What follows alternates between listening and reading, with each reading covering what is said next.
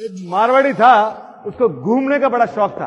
अब वो घूमते घूमते एक ऐसे राज्य में चला गया, वहां पे क्या था कि हर 5 साल में राजा सेलेक्ट करते थे, पर तरीका क्या था कि हाथी अपने सूंड में माला लेके आता था और वो आया और सब पूरी पब्लिक खड़ी है, वो थोड़ी देर तो घुमा पर उसने माला डाल दी इस मारवाड़ी के गले में। मारवाड़ी बोला मैं तो घूमने वाला आदमी हूं, मेरे को कहां फंसा दिया। अब उसको राजा तो बना दिया, वहां खड़ा किया और राजपुरोहित ने तिलक करते करते कुछ शर्तें सुनानी चालू की। बोले भैया तुमको राज तो बना रहे राजा, 5 साल के लिए राजा, पर 5 साल के बाद आपको जो यहां से सैकड़ों किलोमीटर दूर एक जो उफनती नदी है जिसमें बहुत सारे मगरमच्छ है, बहुत सारे घड़ियाल है, वहां उसके किनारे छोड़ देंगे, वापिस आने नहीं दिया जाएगा। वो पग अगर तूने पार कर ली तो पीछे है बहुत बड़ा जंगल जिसमें बहुत सारे शेर चीते हैं, तो तुमको वहां, अब वो तुम जानो और तुम्हारी किस्मत। तो उसका कई सैकड़ों साल से जो भी राजा आता था उसको मालूम है मुझे मरना है, तो वो पूरा 5 साल पूरा भोग लास्ट सब करता था। पर ये मारवाड़ी आदमी पहली बार बना, अब ये सोचना चालू किया कि अपने को 5 साल के बाद की प्लानिंग क्या करनी है। ये जो भी इनकम आती थी ना उसका 50% तो लोगों की भलाई में लगाने लगा।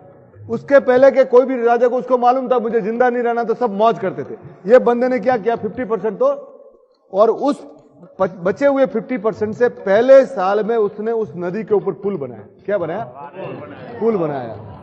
दूसरे साल की इनकम में इसने क्या किया, वहां पे जो भी जहां था ना पूरा जंगल, उसको काट के खेती के लायक जगह बनाई। तीसरे साल इस बंदे ने क्या किया, वहां पे रोड्स वगैरह बना ली, तो रोड्स बने, खेती के लायक जगह बनी, तो आसपास के एरिया के लोग वहां पे मोहल्ले बनाने लग गए। तो इसने क्या किया, चौथे साल में अपने लिए टिकटॉप महल बना लिया। 5वें साल पूरी जिंदगी के लिए कितना पैसा चाहिए वो वहां पे स्टोर। अभी जब 5 साल पूरे हो गए, पब्लिक तो रो रही थी कि ऐसा राजा हमारे यहां कभी हुआ ही नहीं, जिसके कारण ये सारा हो रहा है।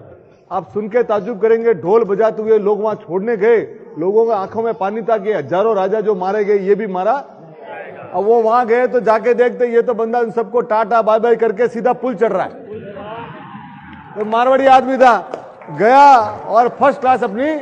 तो देखो साहब, हम लोग भी है ना कि लिमिटेड पीरियड के लिए यहां आए।